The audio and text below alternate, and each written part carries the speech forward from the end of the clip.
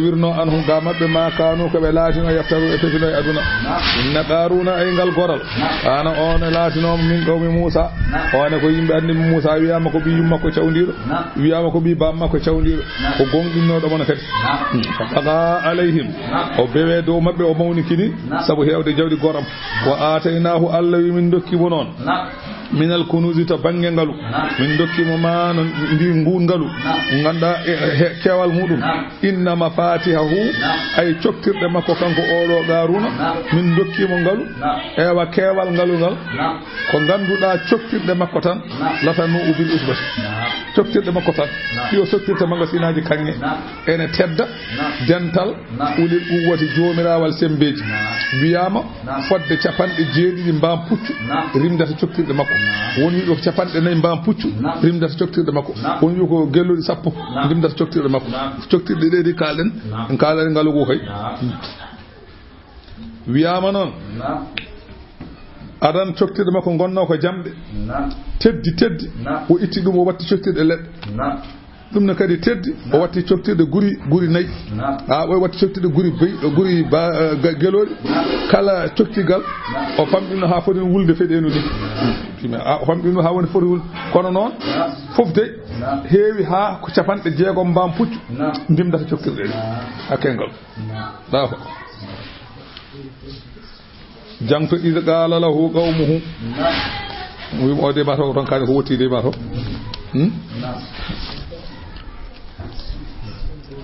izgala lahu qawmuhu tumane yimbe makko biyani mo la tafraha hoto welto murta oto murtu inna allaha alla la yuhibbul farihin alla yida murto keba jawtan murta alla yida dum de wabtaghi dabbir fima ataka allah e jawdindi alla rokkumandi dabbir hen ad-dar al-akhirah galle al-akhirah ko ni dabbi sincu yow sinca mojjo de wala tansa hoto woppu nasibaka gedal mata min ad-dunya e aduna tan bi an tasrifa umraka fi mardati rabbika firlin gede ma pop anani de e weli Allah oto war ko wel ma de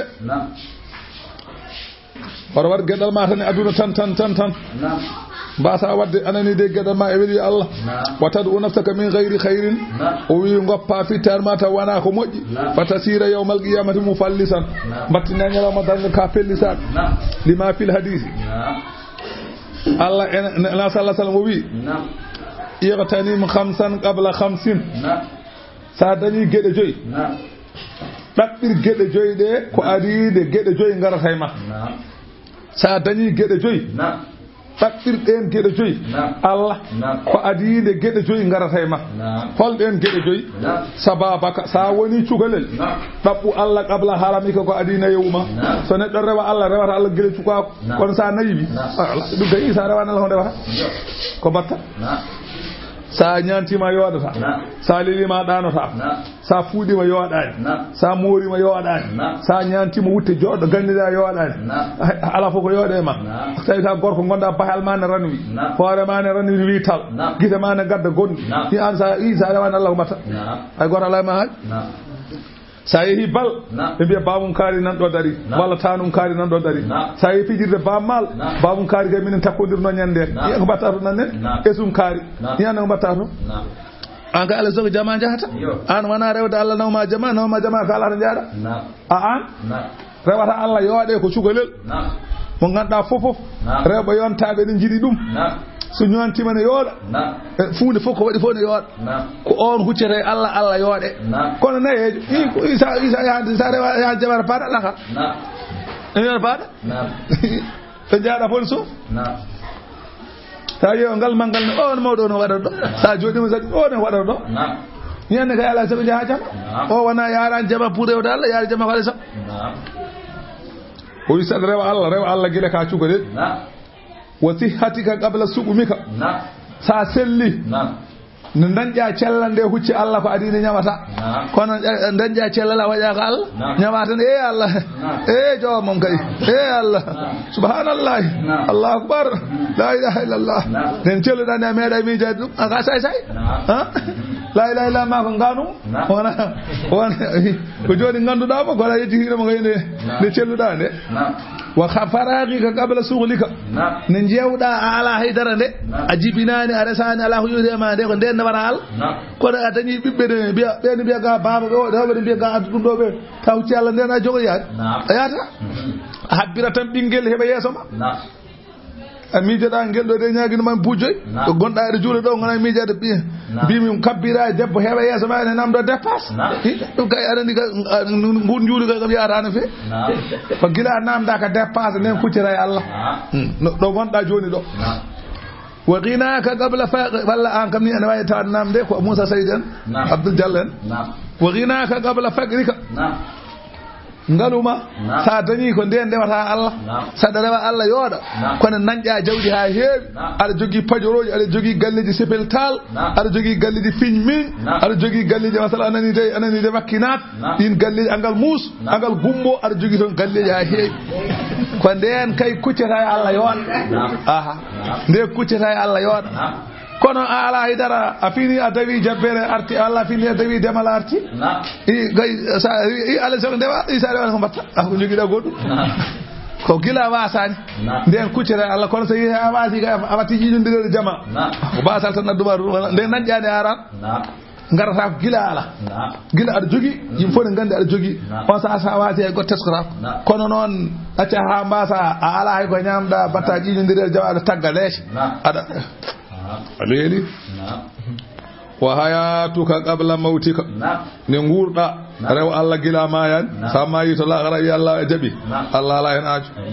de gede o wi sa dañi gede joyi tabbir hen Allah ko adini gede joyi garata ma gila law a fami bana fami de eyyo to woni wala tan sahoro woppu nasibaka gedal ma min ad-dunya aduna koy gollal laakhara wa ahsin moƴƴinan yimɓe sakko ɗumen kama ahsanallahu ilayka hono no Allah moƴƴiran mani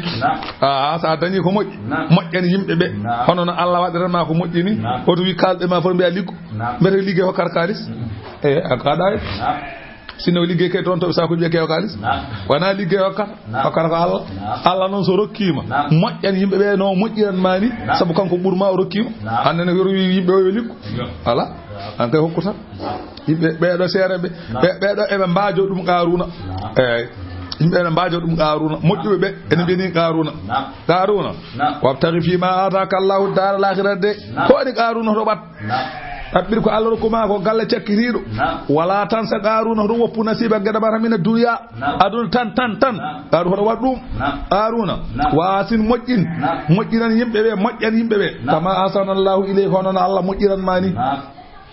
wala tabghi hoto ɗaɓɓu alfasada bonande fil arde leydi a naña jawten aɗa waɗa bonandeji aɗa maha areneji aɗa mahana yimɓe tereji fugubal yo pic koni qaruna rento ɗum inna allaha Allah la yuhibbul mufsidin Allah yiɗa bonnoɓe ɓe kaali ka haala haw heeɗi qala o wi andi ko jumlaji joyi ɓe kalnimo la tafrah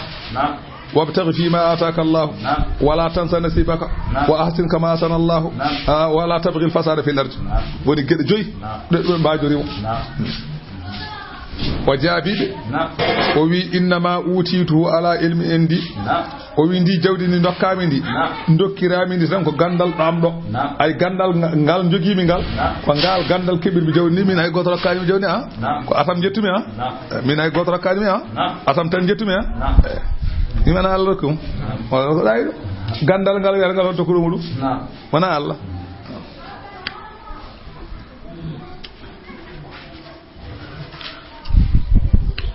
a faami ɗon de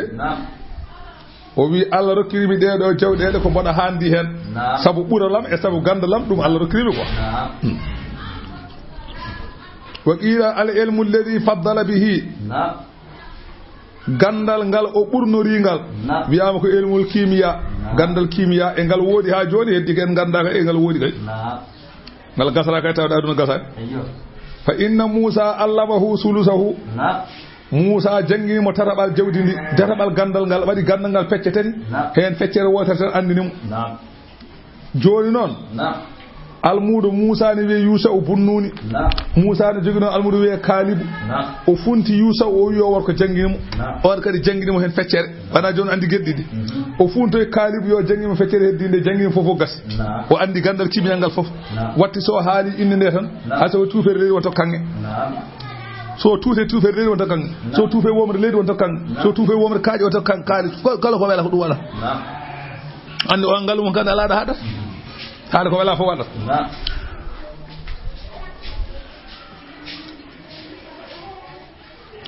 fakana ya'khudhu ar-rasasa wa jagga ko wiyete bedekko wa janga inde Allah nde wonta kalis wa jagga kire wa janga inde Allah nde wonta kange fa kasura bi zalika maluhu jawdi makko heewi ha ɓurti on sa wata kabbar o mawnikini dara o wi iktasabtuhu bi ilmi alladhi indi paggitori mi jawdi ndi ko gandal ngal jogimi ngal la min fadlillahi wana bural Allah kama ta qulun wana Allah rokimi de o min Allah rokkani mi ko gandalam kebirmi andi wi asin kama san Allah ilef o no min Allah rokkani mi ko gandalam jettumi o murside maro ma Allah bonungal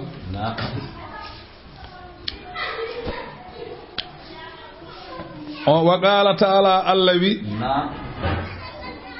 wiyama ñande hen wa kana a'lamu bani israila ñande hen kala bani israila kanko dañi to bange gandal kanko ɓuri yodde kanko ɓuri kanko ɓuri galu fof Allah rokkiwo dendagal bani tan kanko daɗi gandal dendagal bani israila kanko ɓuri hewde jawdi dendagal bani kanko ɓuri yodde fof kanko ɓuri yodde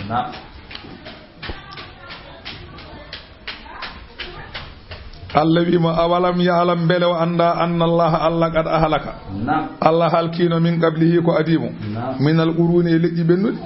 manno on mo ganda huwa kanyum asaddu minhu mo ganda ɓurɗo sattude e makko uwatan sembe Allah halkino ɓen ɓurnoɗo mo hewde doole Allah halki ɗum wa aktharu jam'an ɓurnoɗo mo hewde dental to bangi yimɓe ɓurnoɗo mo hewde dental to bangi jawdi Allah wi halki te wala yusalu namdetaake an zunubihim ga bakkatuji ɗi ɓe banno namdetaake ɗum almujrimuna bakkodinɓe hay goto namdetaake ko holko banno ɗum ñande yawmal qiyamati go fof nannete jeygol to ko bakkan mum fa yadkhuluna nara bila hisabin ɓe nannete jeygol ewa hasbore ala on saha qaruna heɗaki fa kharaja qaruna yalti ala qawmihi yimɓe mum fi zinatihi ene cuuɗaje mum ene ñanti ha yooɗi no way yodde ni fof kadi o ñanti wa kana khurujuhu yawma sabt wiyama noon o yalti ko ñalawma aset fi atba'ihi omo wonde ujunnaje nayo neɗɗo ene ndewe makko woni ɓe ala ko capanɗe jeenayo neɗɗo ene ndewe makko alayhimul muasfirat eɓe jogii liite ɓe liite en coruɓe eɓe jogii corumɓe en corumbal de ko safal ɓe jogoto ɓe mbaɗani kaade ka capar bo siga ɗan ɗum ɓe mbaɗani ɓe mbaɗa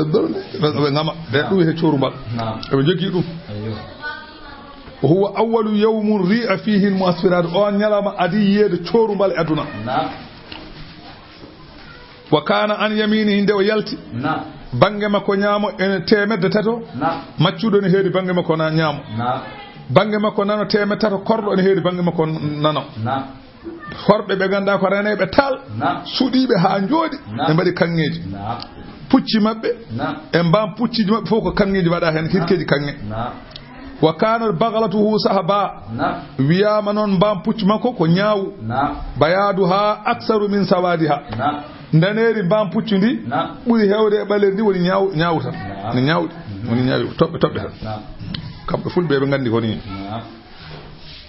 sarjuha min zahabin hirke mbam pucci ngu ko kanŋe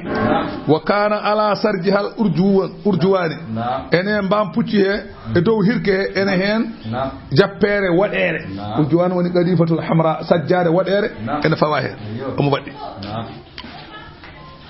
nde o waɗɗi o yalti o wirti jakkaji yimɓe aduna ne jooɗi wayno Moussa Saydou en yimɓe aduna tan ne jooɗi ɗon e jakkaji he en ɓe jeere o witti jeere kellorangaji ne dilla puccine kiƴa geloɗi ɗe ŋaɗa mbam puccuji ne jaaha en ndiwna horɓe ne gulla ene pella maccuɓe fof nde o yalti nde qala alladina wi ɓen yuriduna alhayata dunia ɓe ganduɗa muuyi tan ko gurdam aduna hono Moussa Saydou en o wirti ɗumen ne jooɗe jeere he ne beltini koyɗe ne daram wiya holi o ɓe mbi Qaruna ya layta lana misla ma utiya Qaruna hanino Allah rokki min hande ko rokki Qaruna innahu Qaruna de hande la zu hazzin azimin ko joom gueɗal manggal koy ko ani Qaruna hande yonta la ilaha kono o woni bayi ande waɗi fayida tan batten hen saji jontaɗi wirtimen tan o woni jonta wa qala alladhina utul ilma jiyaɓe Allah wonnoɓe ɗon rokkaɓe gandal ɓe ɓen mbi ɓe ganduɗa Allah ene andi ko fadani ɗumen to laakara kañum enen gandi ko Allah jogoɗo hokkude ɗumen laakara ɓen mbi waylakum jalle bone mon onon mbeɗo an ganda sawabullahi mbarjitari Allah ni jogoɗo rokkude neɗɗo to laakara hayrum ɓuuri moƴƴude liman amana wonande on gonɗinde Allah wa amila salihan e golli golle moƴƴe ko Allah jogoɗo rokkude toon neɗɗo ko ɓuuri moƴƴude ko Qaruna rokka ko kono wala yulaqaha fakketaaki ɗum to aljanna ni mbarjitaari illa sabiruna so wona mun ɓe dewal Allah ɓe tan dokkete o rewani Allah heɓata ɗum qala ahlul ilmi bil akhbari wasiyari anduɓe gandal to khabaruji e siraji e mbi kana Qarunu a'lamu bani israila ba'da Musa Qaruna bendangal caggal Musa benni bani Israil fof kanko daƴi caggal Musa e Harun non ko agaram hu tawrat kanko ɓuri ɓe wawde janggude tawrede fof wa ajmaluhum kanko ɓuri ɓe yowde wa aghnahum kanko ɓuri ɓe allude wa kana husnu sawti ko belɗodade husnu sawti fa baga wa daga fa baga o murti wa daga o bewi wa atazala bi atba'i kanko ne o wadi galle makko bana Musa ko debanodo ko ceernaje ne waajo kanko ne wadi galle makko wati rewede o watti yidi bani sa yo ngara nyalla ton paado yaade fo hokke temen nay yaade hen o wada tufam biscuit e galas jobe nyalla yarde ka fay adna wadde fa ni mana ton ko ɓura wawde waddon jeewa so tawi won jawol sen boore ana kuli Allah no yata sa waɗi noon ma yimɓe kewa galle mon heddi ka ko résultat o kono kewal galle mon kay ya ba tari e ko Allah wi Allah ni wi Allah wi yimɓe wana ɗum jiɗi nande dépasse galle ala ko woni toon sa haaldi kam Allah wi mbaɗa nan joni noon so tawi oɗo noon kañum ko say heeɓi galle muɗum ene ana ara aɗa oɗon jewta oɗon jalna ɗum oɗon kalan ɗum ko kewe wuuro andi wona yimɓe joni jata hay nokku ko galle tan jotto kono kala ko waale wuuro so feni nanat a feenoɓe garata kalan ɗum fini tan dawa jooɗo sarama ene haala aɗa heɗo so faye aɗa itta 2000 francs mbiya ɗum nawon so weeti subaka law kañum finnituma o wanta humpe hunde jooɗo ga ay an kay min jooɗi ɗon tan min nani duko ɓeron ko dugɗon so yiiɗi haalde ko noon waɗata walla waɗa garɗo tan taw yiiɗi haalde hunde fenade taw waɗa garɗo ɗon tan anan kam hono nde hamki on ɗanaki yimɓe ɗon kewi min de min nani duko gode ko kaari ko Samba Dieynaba e Amadou Kabar no tan ɓe jokka haala ka nana kadi arde bawɗa fenam nan jiɗi sen jomiji fenam no waɗata wa jaala Moussa yudarihi Moussa noon kam kañum ene wadda makko maslahaji garabatilleti baynahuma saabu jiidigal gongal hakkude makko kono wo huwa yuzihi fi kulli waqti wala yazidu illa utuwan wata jabbura womo adan li Moussa ne wadda makko maslaha omo kono kala Moussa haalde makko o jandila ɗumen o furo ɗumen so Moussa salminimo o wona yewtude woɗɓe wasa ƴewde ɗumen Moussa ara galle makko o haalde makko min de mi ala ta tan arde toon no mi ala ta arde toon tan so Moussa haalde o jandil ɗum o wona hollude faara kono fof Moussa ƴewa ɗum ƴeya tan enɗam gonɗam hakkude maɓɓe kono ko Musa wadata makko masala ɓeyda illa atu wan wata jabburan so wana mawni kinare e dundare en kawɓe anji Musa hatta bana daran haw mahi galle wa jaala baba hamina zahabi waɗi damal galle ngal baafe mawde de waɗi ɗum kange ɓolo wa daraba alal jida a judrani ha safa e zahabi peinture kange o peinture ɗaɗe ɓale he wa kana al mala'u min bani israil dental bani israil ko en Abdoul Diallo yahduna ileyhi so pini toon dawata toon ñalla ha hedde 1 heure taw yiɗi fofto yaade jaha koota wa yaruhuna kadi kirda ɗum jaha kadi kirata ha fudre yere kadi koota o yiɗi mo ñammina ɓe o yuhaddisunahu eɓe jewtanamo o yata hakkune e hu eɓe jalnamo ɓe kaala ko jalni ɓe daara daari ɓe kaala gueɗe kewɗe wuuro wona jalde قال ابن عباس فلما نزلت الزكاة على موسى أسكال جيب النبي موسى أتاه قارون نني حال أسكال تلما أرى مكو فصالحه عن كل 1000 دينار قارون بيمو دال من نبيراني نو أسكال بيراني ايوا شاب من كل الذين غفوتن ربع دينار من مواوا أسكت نون سامكو جوغي بكو والم جوني بدني من كل الذين فوتو من كل وتر موسى بيجبي o yi dammir ujune fof tatowa dammol gotol Moussa wi jaɓi o yi nayi ujune fof tatowa nagge woota o wi jaɓi o yi baali ujune fof baalu gotol o wi jaɓi fof mi jaɓi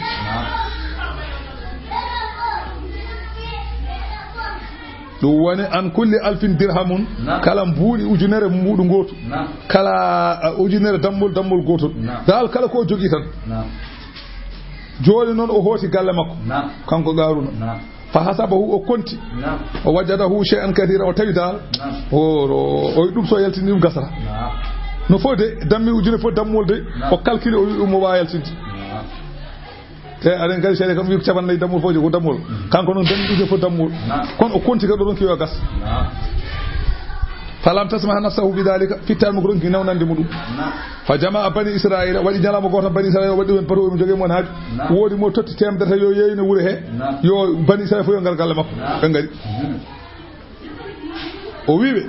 inna Moussa gada amarakum bi kulli shay'in fa'atumuhu wa yuridu an ya'khudha amwalakum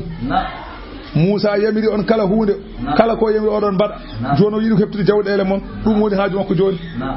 o wi kadi yo gaddu asakal kadi ɗum heptude jawɗe noon qalat banu israil mbi anta kabiruna fa murna bima siita an woni mawɗo amen kala ko jamirɗa min ko ɗum yamir min kala ko jiɗɗa o wi wadde qaala o wi amurukum mbiɗa yamira on gelle gotel ɓe mbi hongel o wi an tatuna bi fulanati zania debbo goto say nane wuure he gaddane kammo gayi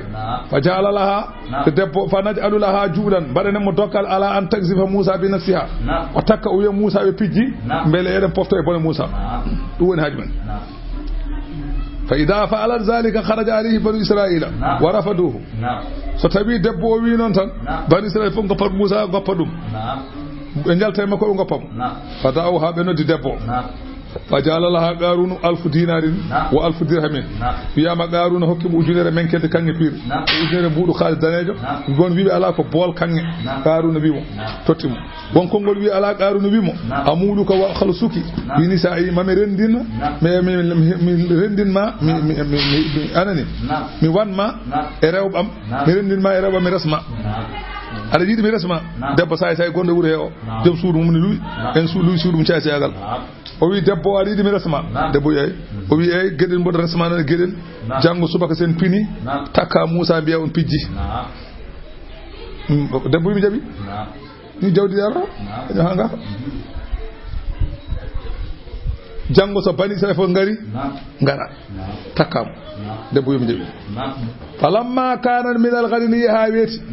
jamaa qarunu bani israila qaruna rendini bani israila fo summa ata ila Moussa bani sa fo denni jodi o fay galle Moussa kadi kanko qaruna onno kanko wi mawɗo mabɓe o wi Moussa wi nam o wi bani israila fo nanto jodi ene pandima ha jalta pour ñamiraɓe ko ñamirtunɗaɓe kaɗaɓe kaɗanɗaɓe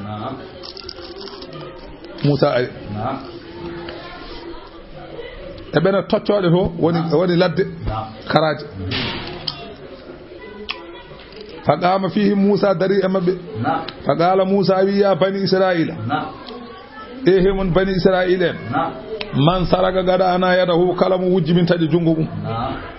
wa man iftara kala mo jini walla kala mo takki jina jaladnahu samanina min fiɗum capanɗe jeetati ɓoggol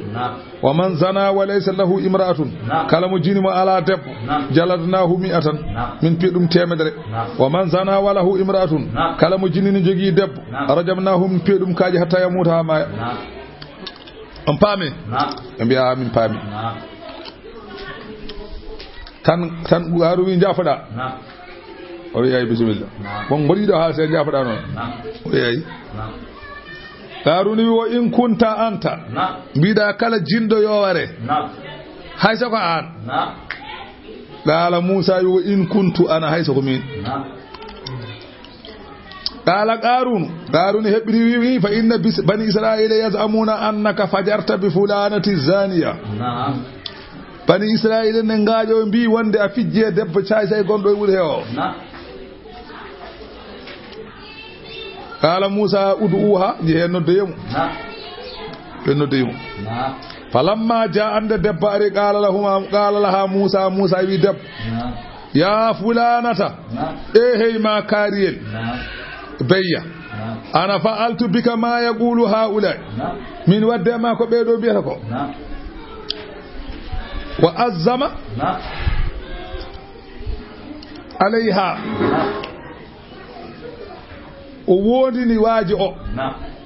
o mawnini ɗum wa sa'alaha billadhi falagal bahra li bani israila wa anzala tawrita o namdori debbo o Allah mo ganduɗa taƴƴo maayo taƴani bani israila ɓenni yooli firawna jippini tawreta e bani israila en mi namdori mama on kala ko biya en baddi ko mbele gonga walla wana gonga illa saddakti so wana kala gonga fatadarakaha Allahu bitawfiq Allah hebbitori debbo o e hawridinde debbo o e hoore mum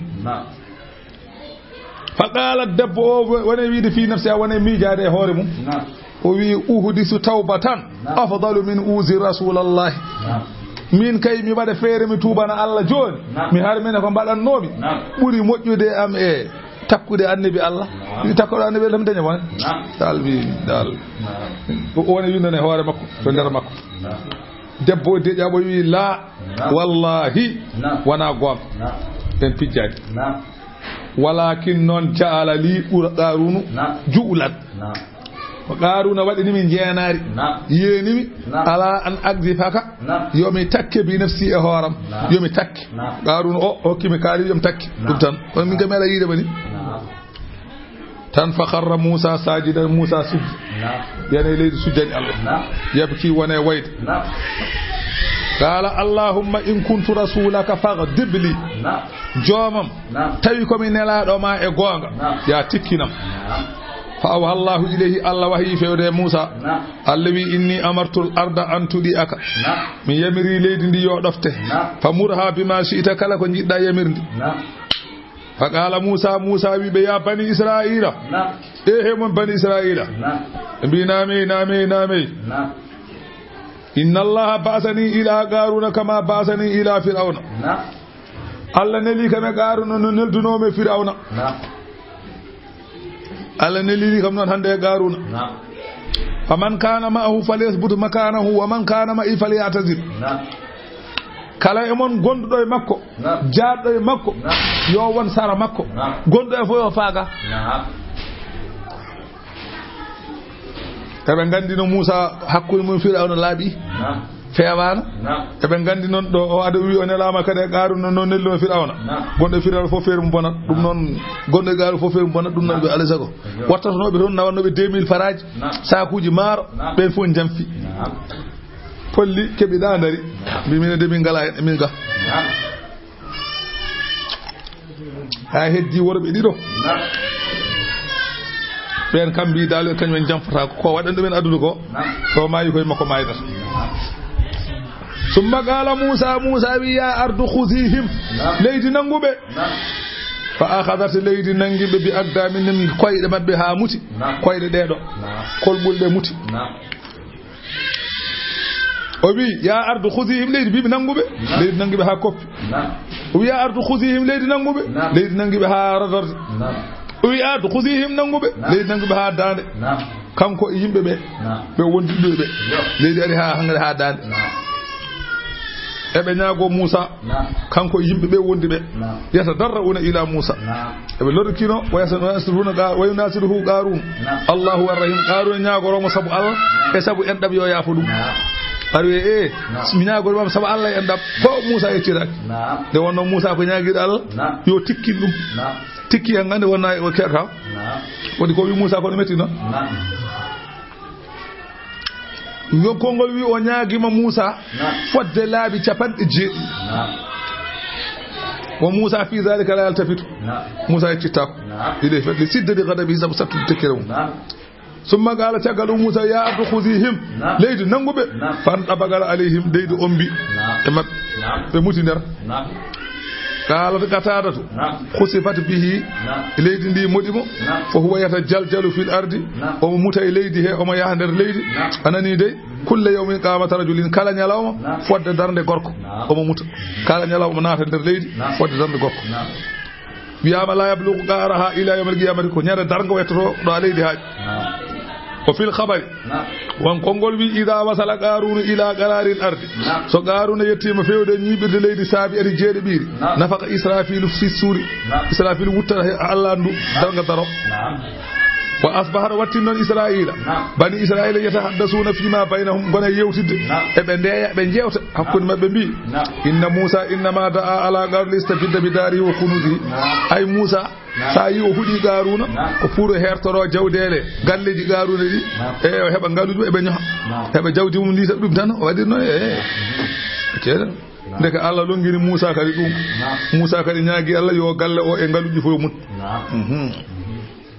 deke en paami do leydi nyaamata mo kanko garuna ala ko yumkinni an yulqada en jirgoreni wiye kefero mo leydi rappinta barno muccagal ne may on ko garuna leydi nyaamata mo hay leydi dam woni Allah wi fa khasafna bihi min munni qaruna wa bidarihi e galle makko al ard leydi fama kana lahu min fi'atin alana mo fedde yansurunahu ene walla mo min dunillahi ko wana Allah wama kana kanko qaruna olata min al muntasirina ko yoftotobe o wayaftade kay wa alamo ene walla te kanko o wayaftade hore makko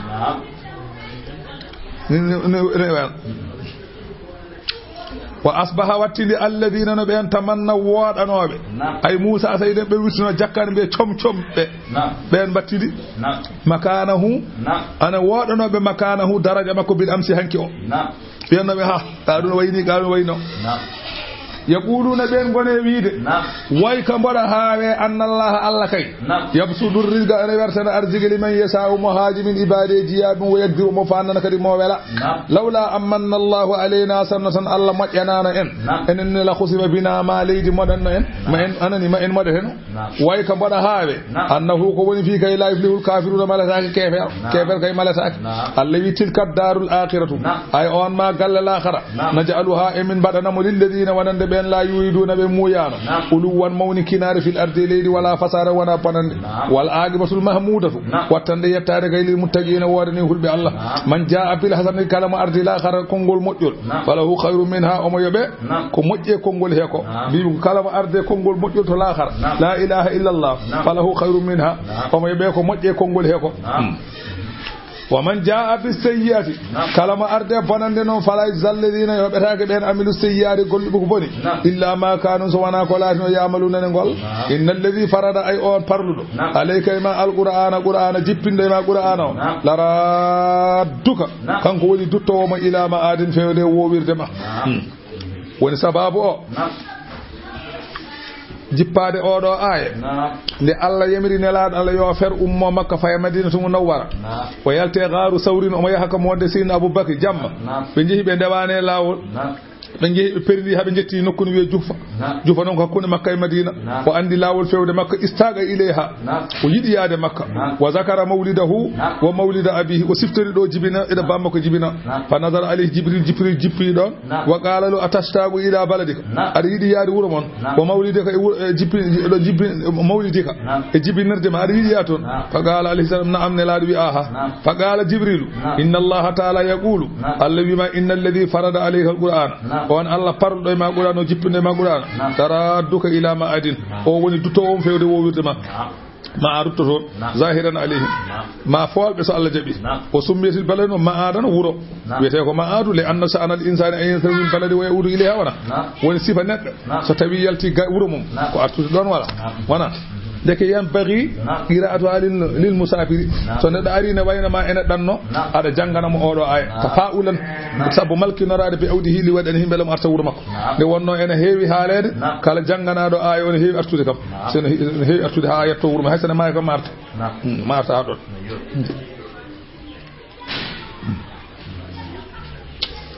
o wi wawa wod biɗo noon kadi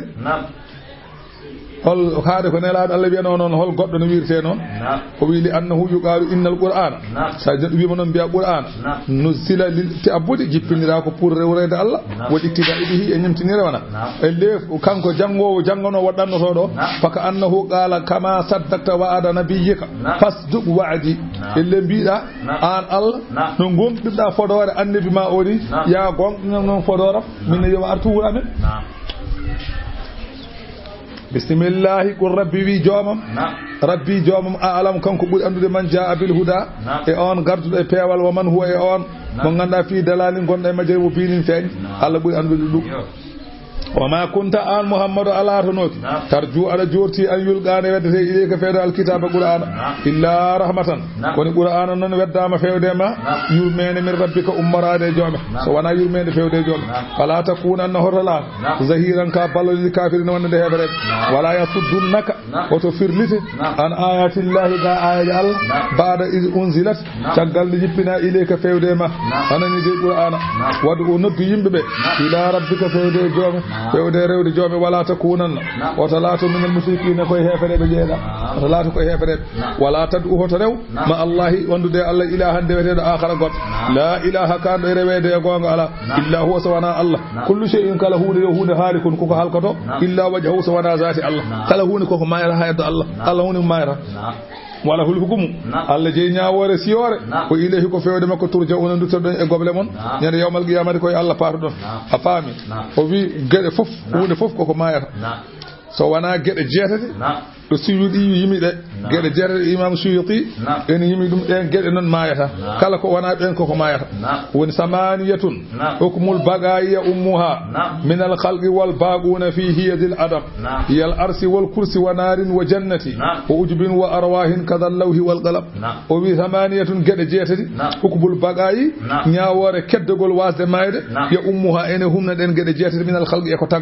taga gede jeetati woni ko mayata kala ko wana dum ko mayata wal baquna fihi yadil adam ko heddi ko fo koy fandugo wasere woni yal arsi mayata kursi mayata nar jeygol mayata aljanna mayata rumbuturu neddo rumbuturu do wonko wonɗo way kono foti ko yiite babbatuni dum don mayata kala neddo ma gas ha heddo dum don neddo o fuddi sorto wonta neddo a faami wa arwahun ruhuji mayata ruhu ittete ko neddo kon ruhu mayata kanyum kadallahi alwal mahfuz ngal mayata kudol bindowol ngol mayata ko heddi fop ko mayata suratul ankabut simorne ko non wiyete makkiyatun aaje ko capande jeegom e jeenay bismillah ko inde allah arrahmani ko jom yurmede hewde huftidinde julbe hefere be aduna ga arrahimi ko jom yurmede hewde herinde ko julbe jeedi dum ko laakhara alif lam mim Allahu a'lam bi muradihi bi zalika Allah andi mo yanami de karfeje allawi ahasiban nas bele yimbe be jikkat an yutraku be goppe e aduna he an yaqulu pour sen be mi amanna be mi min gongdini ala wum la tun tabbe pinninta adanyata dum sa wi ka juldo kay wada ko jiida kay kono ko be juldo tan ala nyaama ko welma ka juldo ala borno ko welma ka juldo do hoddi ko welma kay go fo jul yimi go fo kay juldo Allah kay sawi a jabirum ko addat cedele kay faway ma waje o biida amanna ko bele go so tawi a jabima ha pari ko addan new o faway ma waje o biida amanna ko bele go sawi ko ka julda jabi o jetta biyo war ala ko bawla makko jeewa amanna o bele go aha ni neddo bodo yinma ada rakkami sa safu ujunaji sappo sa safu sangmaro ni bodo yinma kay dum kay ala sama yido mo tan aha ada yidi bo kay a ala ko defda hande a fini a daw a nyalli non kanko fini o defi ha heewi o nyaami o itti o ko yi puccu walla hokki mbabba anola ma heege o so weti amanna o wonta don de so weti da salminta mo ni ha bimi kay dañata dum an juldo ala wada tan ko welma ka juldo tan ala ko dañata fa ko met ala Allah wi Allah dañata dum wada ma musibaji kay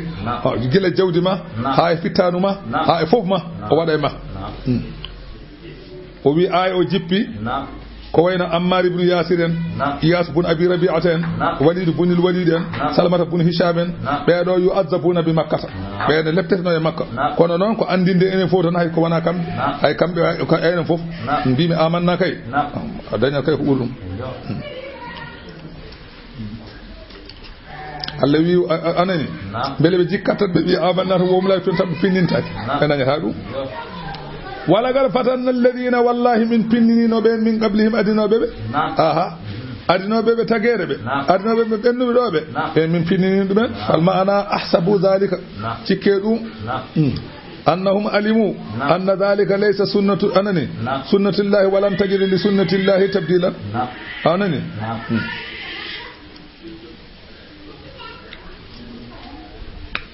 o wi rawal Bukhari an Khabab bunil arsh gorko goto ne wiye Khabab en jangino mo ñandede khalifa makko hubbino jeygol ha lewti mbigol ɗo jeygol ko gueɗe ɗiɗi wonanma hen jaɓa mbiya nelaɗo Allah wona haydara jaddamo min ñifa jeygol ngol min jaha so ɗum ala ɓellere keccima ñifangol hangol laaɓa Khababu ƴeɓani mo ni o ɓooti wutte mum o leñi ɗum e jeygol he kecci ha ɓendi ɓellere yalti ha jeygol ñifi fof yeddani nelaɗo Allah o ari no mo wuli to nelaɗo Allah ko waɗa ko no e musdiɗi o tawi nelaɗo mutawassidun jurdatan ene tuggi e wutte fi zilli Kaaba ɗo ɓuuri Kaaba ɗo fa qulna ala tantasira ala tastansiru ala tad'u lana a wallinta ko a noddata a ñaganta ko min Allah minen de min tampi fa qala nelaɗo wimo gada kana min qablikum yu'khadhu ar-rajulu o wi adinoɓe on ɓe julɓe adinoɓe on ɓe jiya gorko nangue fa yukfaru lahu fil ardi asane e leydi he gaska mawko fa yuj'alu fiha waɗe e gaska he ha yetto dane mum on sa fa yu'ta bil minshari ris adde wiye yo wontu kefere salo fa yudaw ala ra'sihi waɗe e hoore mum fa yuj'alu nisfayni fecce ɗi ɓen mbaɗanoma noon kono jaaɓi ndeeƴi o yumsadu imsadal hadiri ma duna lahmihi wa azmihi jiya wone mabɓe jomum darne taw ko julɗo hutte guila wuuri hakkude nguru mum e ƴiyal mum rewne ɗon koyno yeesode jamdi tufe tew hen na banggue ƴekkede banggue tawne wuuri kono fof ruttaki fa ma yasrifuhu firrita ɗum an zalika en tini ɗum noon la yatamanna hadha al amru hatta yasira ar-rakbu min sana ila hadra mawti la yaqafu illa Allah o wi mboɗo wooɗe ɗum ɗo ha wattina sete ummo san a ya ha nokku wiye hadara mawtu taw ala ko wuri so wona Allah wazibu ala ghanamihi taw boy enen dambiri mum memata ɗum ko tindol o wi ɗum ɗo omo yiɗi ɗum ma wat saha gummoɗa san a jaaha hadara mawta goto faddata kom andi boy komi dammol yaada so boy watti ñalde dammini memata gandi ɗon haaj hefere ñalde meɗen ta ala mbawi meɗen on siibu ala ganamihi taw boy ne wonde dammiri mum taw memata ni wana ñer kan ñaldata ko hefere mbalata ko ɓe mbima cocciti cuusa walakin kuntum tastaji oɗon keñi noon nelaɗo oɗon keñi ndeƴe tan fala ya'lamanna Allahu alladhina sadaqu Allah ene andi ɓe ganduɗa ko gonɗuɓe limanagal mumen wala ya'lamanna al-kadhibina Allah kadi ne andi fen Allah ne andi majjani hen haydara am ɗaccuri hasiba alladhina sikkar ɓen yamaluna sayyiati golloɓe ko boni ɓe cikkata an yasbiquna eɓe mbawi dadde min Allah wi sa a boni ma yahkumuna keɓe cikkata man kana yarju on jortiɗo liqa Allahi kawragal Allah yo andu fa inna ajala Allahi la atin lajal Allah ngal duttigal koko arata o huwa sami'u kanko woni nanowo konguɗi jiyaɓe al alimu gonduɗo golle mumen wa man jahada kalama haɓa e fittanu muɗum fa innama yujahidu nafsihi ko haɓa ko koye makko artata sa haɓama koye ma artata fami fa innama yujahidu nafsihi fala tamunnu bi da'atikum wa khidmatikum ala rabbikum hoto mbaɗa ɗe wiide min komi dawowo Allah e min ko ni mbami en oto haalanɗum Allah fal fadlu lahu anani lahu fi tawfiqikum li ibadatihi o wi ɓural ko Allah jeeyi holngal ɓural ngal Allah jeeyi o wurtima e rewdemo o jaɓanima ko ndewɗama ko on kay kañum jeyi ɓural wona ko Allah wurtuma e rewde ɗum o wurtuma kadi sa rewi kadi jaɓandema on kay jeyi ɓural wona an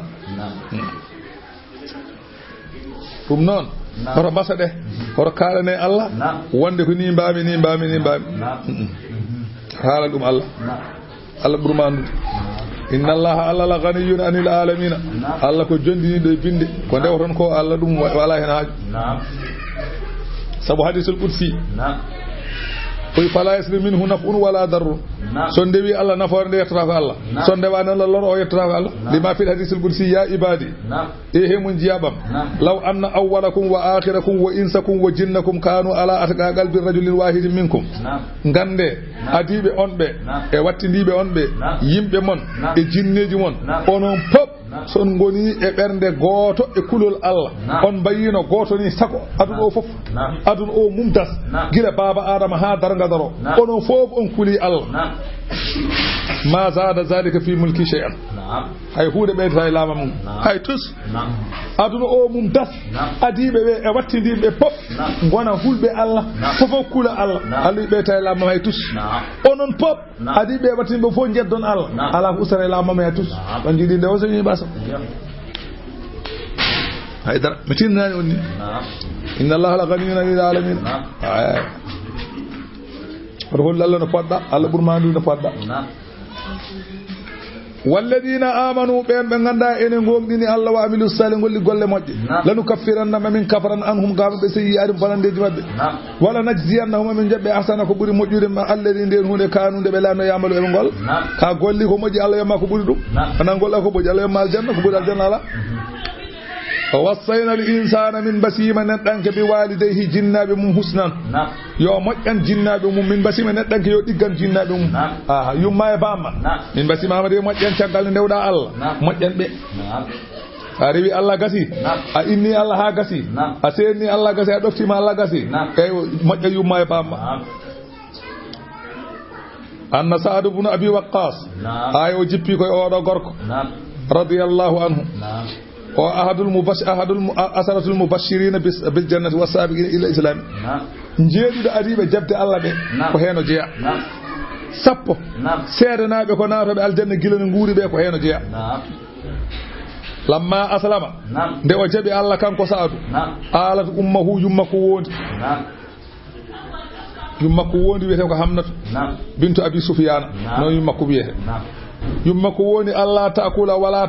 tasriba yumma ko bi nyamata yarata wala tastazilla bi sakfin nata e bubri wonta jode bubri hatta tamuta ha maya aw yakura sa'du bi muhammadin walla sa'du yaddane laadal yimiraado wi mi nyamata mi yarata mi danota mi nata e bubri so wana jeddane laado Allah walla mi maya burama fu bodo wala yumma ko wi mo non فأبا سعيد أن يديئها سعيد سلي دفتاد يمو كو هالكو de wonno yummo o haali ko majjani aadu yummo o haali ko majjani non o sali doftade dum e ko majjani ko so yumma haali ko majjani ka jabata tay ka neddo kay asalo so bamma haali ko majjani asalo abiya ka non bida ko ya doftomo koko Allah wi ne laal Allah wi kono woppu kaari mi woppani hoto juul min te juuli hoto hor min hoori hoto jokku en min jokki en dam an kay nan do gedal ma tan hakke ma ya dottuma ko heddi ko kay goro wonaaji ma dum ala doktade dum wona dokta ko daayere asawara yummiraado muñi salata ayyamin balde tati nyamani yarani nata ne bubri hatta ghasiya alaiha ha fekkori kis yummiraado faddi do yummiraado faddi ne fetto faaraha ware yummiraado ne fetto ne beddo koy wa qala laha o yummiraado wallahi law kanat laki mi'atu nafsin fa kharajat nafsan ma kafartu bi muhammadin sallallahu alaihi wasallam o wi nene do gonda do mi wodi haysa jogima temedere fittalu ene nder ma par fittalu ne yaltira gotel bodo nara mi wada jeddo wona laadal o tampino hoore ma aha ottambino warema fa in siiti fa kuli sa yiɗi ñaam wo in siidi fala taku sa yiɗi hoto ñaam nene sa yiɗi ñaama sa yiɗi maaya min kadi wona jeddowo nelaɗal falamma ra'at zalika ni jummiraɗo andi hankadi boni tan bone marsata ha kala ɗo watti ñaamde ñaman ke jogo ɗum ñaman tan maaya aya o jippi Allah wi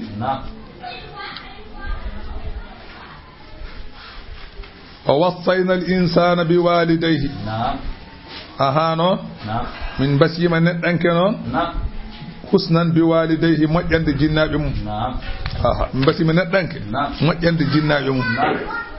ɗigganaɓe keɓe mbima fof mbaɗa ko haade ko hawri ko welede Allah keɓe kanma goppa tawde hawri ko welede Allah kala nda waɗani ɗum andin sa mayi ko jeygol paɗa ɗum kam ala maslaha nelaɗo Allah noon wiya Allah wimo noon Allah wimo qul li walidayhi if'al ma shi'ta fa inna masiraka an-nar nelaɗo Allah wi nelaɗo Allah wi gaajiɗo jinnaɓe ɗum kala ko yiɗi aduna yo wat no yiɗi fof yo rewru Allah ko jeygol fayi no tampiɗo war bakko taade kay ko ɓe mbima ko welede Allah a sallima tan ko jeygol paɗa ɗum kam maslaha ala tawi noon kono oɗo ni ɗum kam on kam haydara ɓe martaba ma ɓeydoto kono wa in jahadaka sa ɓe ndefima li tushrika bi ya rendini am ma laysa laka bihi ilmun ko alanama e muɗum gandal wala tuɗɗi mawɗo ɗoftoɓe sen mbima yawat ko hawrade salude ɗum kam hoto ɗoftoɓe ɗum salo tan ilayya marji'ukum koy amoni ruttorde mon fa unabbi'ukum mi habra on bima kuntum ko laatan ta'malu oɗon golla mi yoɓa on walladina amanu ɓen ɓe ganda enen gonɗini Allah wa amilu salihati golli golleji moƴƴi Allah wi lanudkhilannahum fi salihina ɓe mamin nanude ɓen e yimɓe ɓe ganda ko moƴƴiɓe mamin nanude ɓen moƴƴiɓe wa minan nasi ene yimɓe noon man yaqulu mo ene wiya amanna billahi min gonɗini Allah fa ida usiya so torlama fillahi to Allah jaala o waɗa fitnatan nasi to e yimɓe ɗe kada billahi no comme lette Allah ni ene yimɓe piyo mi jaɓi Allah mi jaɓi Allah mi jaɓi Allah kono so nannama e suudu tan so fiyama tan woppat so woodi ɗo telna seeɗa tan so fiyama tan woppat ene yimɓe waɓe noon waɗano comme lette yimɓe ɓe no comme lette Allah o natta hulde Allah o hula neɗɗo o hula rewde Allah pour hulde neɗɗo ene yimɓe waɓe noon mimi kulowo rewde Allah saabu hulde neɗɗo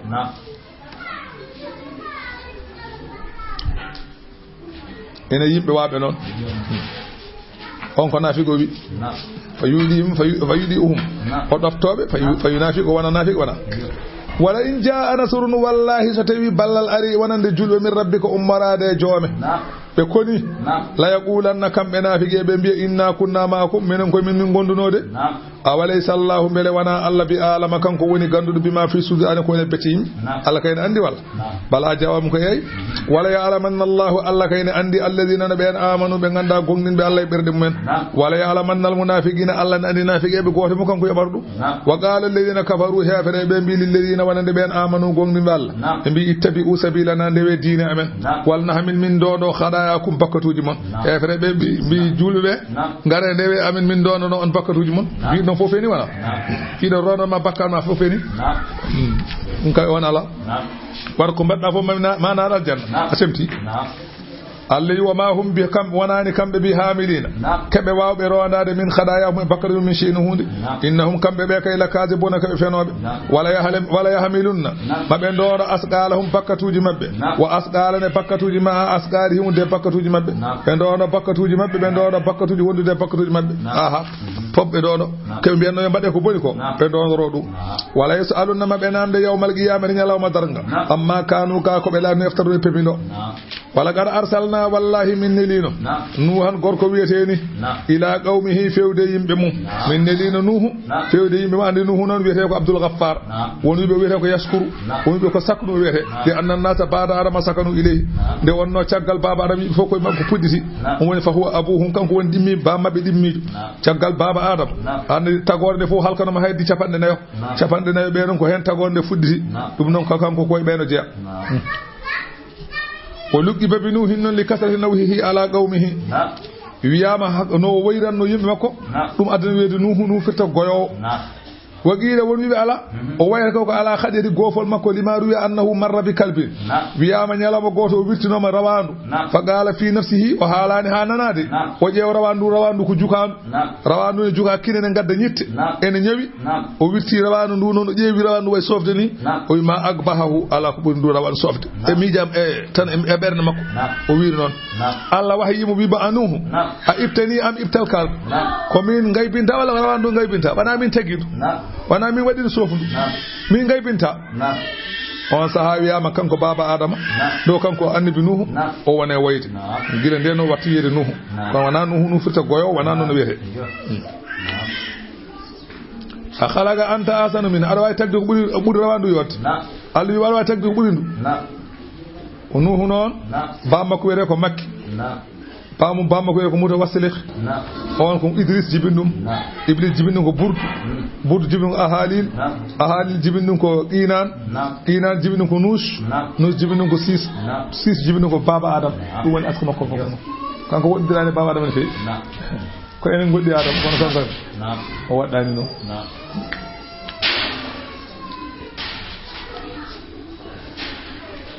فلبث فيهم ونيبه مبه الف سنه دوب ujunere illa 50 aman so wana dubi capande joy omo noddabe fewde Allah fa akhadahum dufanu ndiyam kewdam nangibe be jooli kom kambe zalimuna kebe hefere Allah fa anjaynahu min dandinuhu wa ashabas safinati yimbe be wonduno e laana wa ja'alnahu min badi mu ayatan ko hawnide lil alamin wonande binde arobe ciagal mabbe Allah wi wadhkur jamtu ibrahima o gorko qala li qaumihi tumade wi'en yimbe makko ubudullaha ngotidini Allah wattaquhu kulelete Allah zalikum rewde an Allah kulti Allah ne khairul lakum buri mojjande de ko gondo do mum in kuntum ta'lamuna bayde odon gandi inna ma ta'buduna ay ko dewaton min dunillahi ko wana Allah ko awsanan ko debbi wa takhluquna odon pepido ifkan penale odon biya wonde jalengeji ko rendidibe Allah innal ladina ta'buduna min dunillahi be dewdon ko wana Allah be ten la yamlikuna lakum joganaki on rizqan arzigi kattanani fabtagu sodon dabbe indallahi to Allah rizqa arzigi wa abuduhu dewe Allah waskuru mante ilahu wanande Allah ilayhi ko fewde Allah turja'una nduto don ko in to kazibu so on penni onon makkanabe fagal kazaba umumun fennino leji min gabikum adina bon wa ma ala rasuli wadaki nelabe non illa al balagul mubin so na jettingol pengol tan wadi nelabe awalan yaraw bele be ganda bele be jiyani kambe kayfa yubdi Allahul khalqa onno Allah fuddirtago yele jewno Allah fuddirtago gilan sobbere ha hebbere ha hettere ha wana neddo summa yiidu ho wurtatago ngo no fuddirno dum ni inna dhalika waddi dum de fuddude tago ngo rutta dum wali watta dum neddo Allah yasiru dum ne nebi dum no ton jedde dum ul wibe siru fil ardi jehe pewe jehe leydi he fanzuru ndare kayfa wada al khalqa holno anani feñiri tago ngo adinobe on be jeewen Allah warti dumen summa Allah ko Allah yunsi unnas ara kanko woni puddo tago al akhirata wattiningo inna Allah Allah ala kulli shay'in kala hunde yo hunde gadir ko katan yu'azibu man yasha wa ma lefta mo haaji leftude wa yarhamu man yasha wa mu yurmo mo haaji yurmaade wa ilayhi ko fewde makko tuglabuna duttita don wa ma antum wanani onon bi mu'jizina ko on dadobe jommon ala fil arde leydi ndi on dadata qaidu asman so tawi ko to gondon wa ma lakum alana on min dunillahi ko wana Allah min waliyin mo en hadana on dum wala nasirin wana mo en firlita on gal والذين كفروا بين دون يبدو بآيات الله آيات الله ولغايه جد كورانغال الله أولئك بين كي يئسوا من رحمتي بين غني فبتي بالجنة بين فبتي ما يرمينهم وأولئك بين لهم نوان من عذاب لتعلم موسى قال تعالى نهالا عندي دوك جملة مؤترد وأرد إبراهيم حالا نودي فما كان جوابا إبراهيم حالا تقولن حالا ينبهم wanani jabo wal qawmi himbe makko be illa an galu so wana be bi uqtuluhu baremo uqtuluhu baremo aw harriquhu walla chumemo fa anjahu Allah minan nari Allah dandimo e jeymol he inna fi dhalika wani edandedem la ayatin ko dalillaji anani de hatan Allah di qawmin wanande yimbe yu'minuna be enen gongin wa qala ibrahim wi inna mattakhastum ay ko jogirdo min dunillahi ko wana Allah awsanan jalangeji di jogirdon di ma wadda tan baynakum ko jidiral hakkunde mon tan odon jidiri fil hayati dunya e ngurnam adun ma yawmal qiyamati so on maayi nyade daranga yakfuru ba'dukum bi ba'din yoga man ma yeddu yoga wa yal'anu huda ba'dukum ba'dan yoga man kadi kuda yoga doga rewannoɓe kuuɗe ɓe ndewnoɓe wa ma'wakum onon rewnoɓe e rewanoɓe pop tapporde mon annaaru ko jeygol wa malakum alana on min nasirina haɗoɓe ɗum fa amana lahu luuɗum gonɗini luuɗu ibrahima anani fa amana lahu gonɗini ibrahima luuɗum oɗo gorko luuɗu noon ko ɓima woni ko ene wiye haran wa qala ibrahimu wimo innino min muhajirun komi jogorɗo ferde mi yalta yimɓamɓe ila rabbi fewdede joomum yamirima mi yalta iraq mi faya nokku no wiye sham innahu anani iraq sham ko dimasqa woni ko suuriya to woni sam ewa iraq o kawto ibrahima wonno cagga ɗum fati siri hono mbiyata siri ko suuriya noon biyete innahu anani de Allah wal azizu kanko woni polɗo e laamu makko al hakimu ñeñuɗo e golle mum o habana lahu Allah wi caggal ismaila min dokki mo ɓiɗɗo ni wiye ishaqa caggal ishaqa o jibi wuuri kañumne ha jibini ɓiɗɗo ni wiye yaquba anani wa ja'alna Allah wi min mbaɗi fi zurriyati e geñgol makko kanko ibrahima min mbaɗi hen annubuwata ko wiyete annabako wal kitabe min mbaɗi hen ko wiyete defte tawrede e linjila e zabur e qur'ana fof yalti koye ibrahima wa ataynahu min dokkimo kanko ibrahima ajrahu jobdi makko fi dunya aduna mantore moƴƴere kala joom diine wa innahu kanko ibrahima kadi fil akhira l'akhira la min as-salihin koye ɓurɓe moƴƴude ko hen o jeeya wadkur jangto luuɗan o gorko ida qala li qawmihi tuma nde o wiyen yimɓe makko ay innakum yati onon la te'tuna al-fahishata on garade bonande ma sabaqakum biha adaki on e bonande gartonde min ahadin hay goto min al-alamin e binde hay goto adaki on wadde ko boni a innakum yati onon yimɓe le te'tuna rijala on garate worɓe oɗon gonda e worɓe oɗon mbaɗa goor jigenako wa tagɗa una sabila oɗon taƴa laabi kala gorko birtiɗo on oɗon punta ɗum oɗon kefta ɗum oɗon mbaɗa e muɗum bonande wa te'tuna gaddon fi naadikum e batuji mon almunkara gueɗe bonde oɗon mbaɗa hen gueɗe bonde pankare goppeɗe goɗe fama kana jawaba qawmihi wonani jaabowol yimɓe makko nde o wi noon ha gasi illa an qaalu so wona ɓe mbimo itina addan min bi azabillahi lebte Allah ɗe mbiɗa ene gara ɗe yo ɗe gara in kunta min as-sadiqina ɓayde koye gomɗuɓe jeeɗa qala o wi rabbi joomam unsurni wallam alal qawmi yimɓe almufsidina bonnoɓe wallame makko fastajaba Allahu du'aahu Allah jaabi du'a makko halkiɓe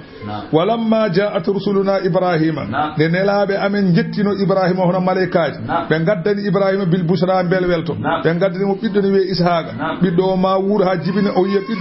jibina ɓiɗɗo ni wiye yaquba o yiya luɓe mbi aha noon ko Allah wi min ƴangoma ɓinguel ngel innano minen no muhliku ko min jogorɓe halkude ahli hadihi qaryati korejo ngoɗo wuuro wonko sara mon ɗo e ngoɗo wuuro inna alaha saabu yimɓe wuuro ngo kanu latima zalimina ko heefere qala ibrahima wi inna fiha luuɗan wuuro ngode kam ene waɗi luuɗu wiyeteɗo luuɗu nan toon ko moƴƴo qalu ɓe mbi aha nahnu a'lam biman fiha minen ɓuuri andude wonɓe wuuro he lanu najjiyannahu mamin dandumo wa ahlahu kanko yimɓe galle makko illa imra'atahu so wona debbo makko onon kanata on laatima min al-ghabirina koye heddotoɓe e lepte jeeya walamma an ja'at rusuluna nde yettino nelaɓe amen luuɗan luuɗu si wi abihim o suni e mabɓe no feewi nde o yiɓe nde o suni e mabɓe wa daqa bihim zar'an o ɓittine mabɓe beccal nde wonno so tawi a dañi koɗo a hoolaki wuuro ma walla hoolaki hoore ma ɓernde ma ne muusa seeɗa nde wonno worɓe ɓe arɓe makko ɓe ko yoɓɓe jeese ɓe gare makko noon e sifa wonde ko hoɓɓe ɓe gare makko ko sifa worɓe eɓe mbakki cawli mabɓe koɓe hoɓɓe tan fa khafa alayhim qawmahu o huule mabɓe noon yimɓe makko ɓe anani ɓe gandinimo noon koɓe nelaɓe Allah koɓe malaikaji ɓe gona yimɓe kono kanko nde o yiɓe nde o suune mabɓe nde ɓe gaare makko eɓe ƴeewa jaati gueɓe alay saago o jippinaɓe kono noon omo andi wuuro ngo no way jasde ɗum waɗi o suune mabɓe no feewi o ɓitti becce makko ɓitti hen fittanmo ko haaɗi ko hoɓɓe ɓe gaare makko o yiɗa dañde hoɓɓe no pamirta wa qalu nde hoɓɓe ɓe peeñanimo ɓe paame makko dal no wayni ko cuniɗo emi wala takabawrohol wala tahdan hoto suno innano minen munajjuka minen goni dandoɓe ma aha munajjuka walla munjuka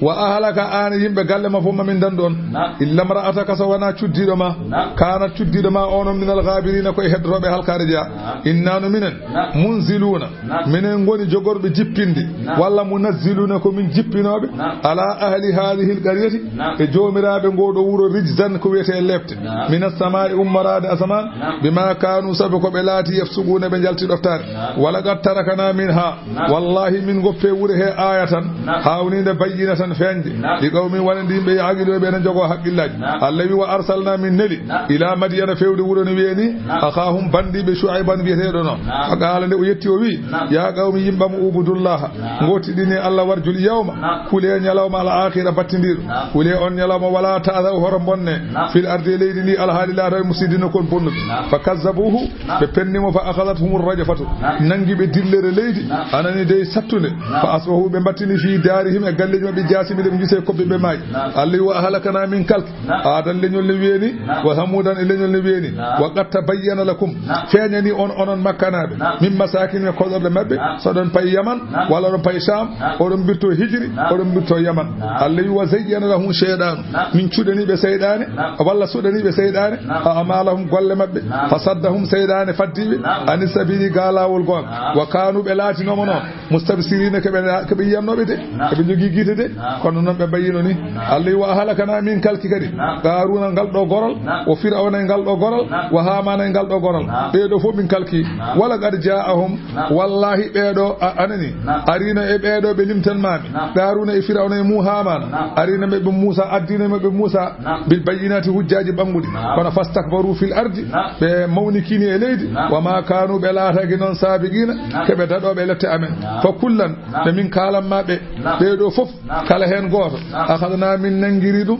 bi zanbihi e bakkar mum fa minhum ene mabɓe man arsalna alayhim hasiban ene mabɓe ɓe min nelde mumen kaaƴe ɓen ko wayno yimɓe ga uluuɗu ɓen ko kaaƴe kalkira wa minhum ene mabɓe man akhadathu sayhatu ɓe ganda haacago mayde nangi ɗumen kalki ko wayni annabi salihu wa minhum ene mabɓe man khasafna bihi al arda ene mabɓe ɓe min monniri ɗumen e leydi wayno qaruna en jangguino joni wa minhum ene mabɓe man aghraqna ɓe min joli ko wayno nuhu e fir'auna e hamana en ɓenne kadi ko ndiyam yoodi ɗumen wa ma kana Allahu sifataki Allah noon liyadlimahum ene toñaɓe taw ala ko mbaɗi walakin ko woni kanu ɓe laatima yazlimuna anfusahum kamɓe toñata koye mabɓe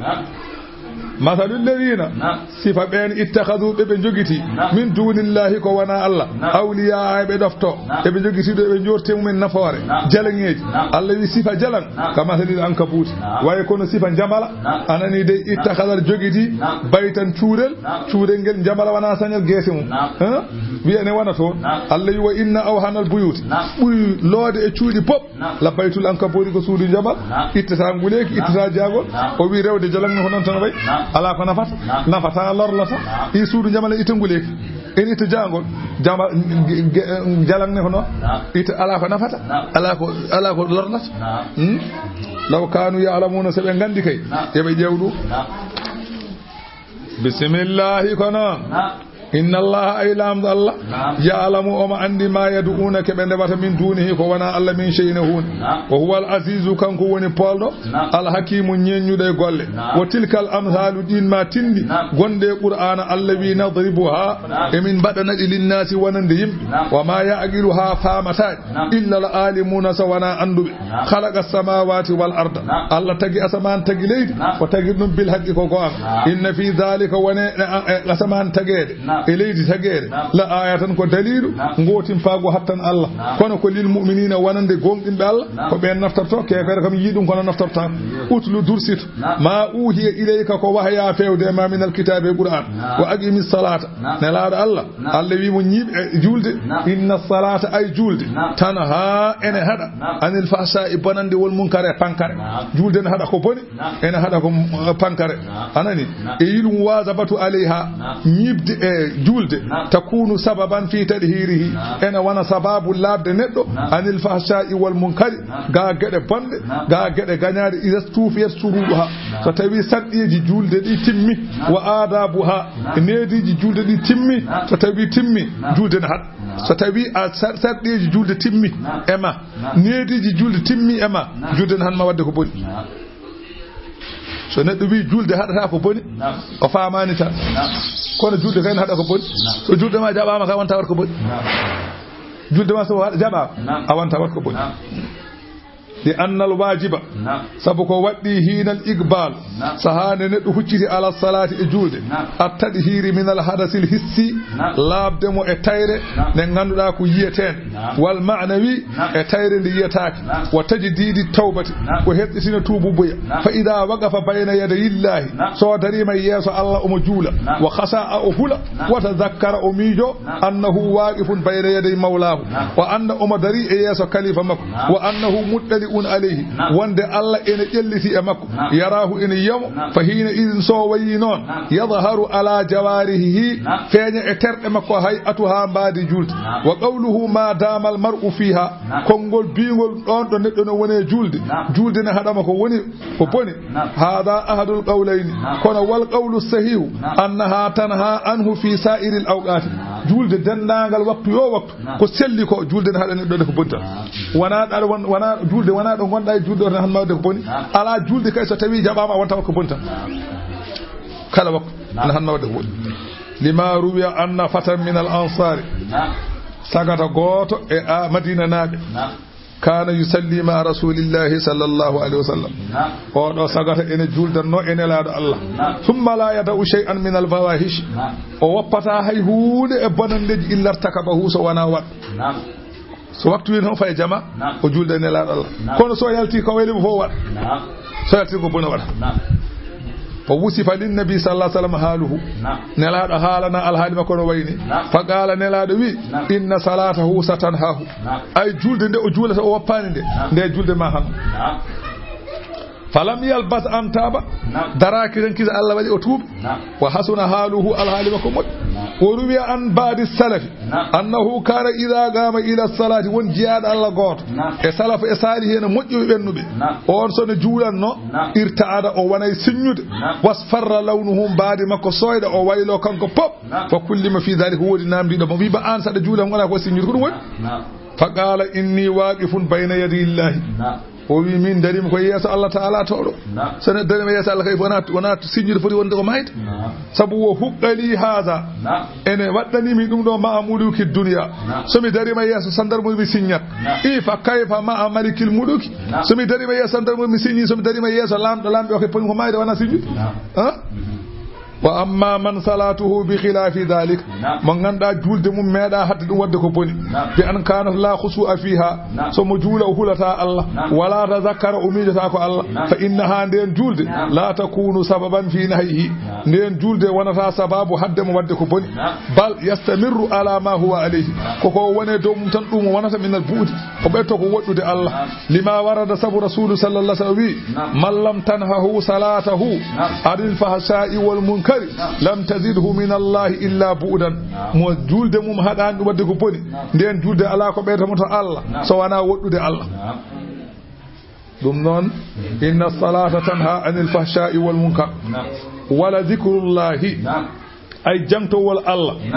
akbaru uri mawnude e julde e bisairi anwa'ihi akbaru e fadlu dan ala ida limaru an abi darda agorko gore sahaba be nelad Allah en wi abi darda radiyallahu anhu yo wali Allah wana makko o wi rasul sallallahu alaihi wasallam medi wiide be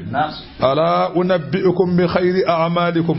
ngare mi halan on ko buri muddude golleji mon wa azkaha inda malikikum ko buri labde dum golle mon burde labde to Allah wa arfa'iha fi darajatikum kuburi hen bamtade e darajuuji mon wa khairil lakum min ida'i adh-dhahabi wal waraq buri mojjande on ittude jawdele mon onon ciakko kangeje kalisaji wa khairil lakum min an talqaw aduwakum ko buri mojjude e modon de kawraton e anbe mon fatadribu a'naqahum tajon daade mon wa yadribu a'naqakum taja daade modon fo ko buri dum mojjude ngare mi halana on qalu bala ya rasulullah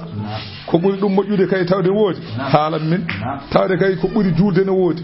ko buri mojjude e golle ne wodi ko buri bamtaade darajuuji ne wodi ko buri sakkade ne wodi ko buri fellode jihad kefere warma walla bara dum ne wodi halan min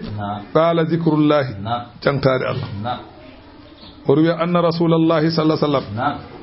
نلاد الله سئل أي العباد أفضل درجة عند الله يوم القيامة نلاد صلى الله عليه وسلم أميدين نام ديد دبي الله بوب فالكو بولي مونود درجة الله يوم القيامة قال الذاكرون الله كثيرا جنت توبة الله كهيب بيبولي موجود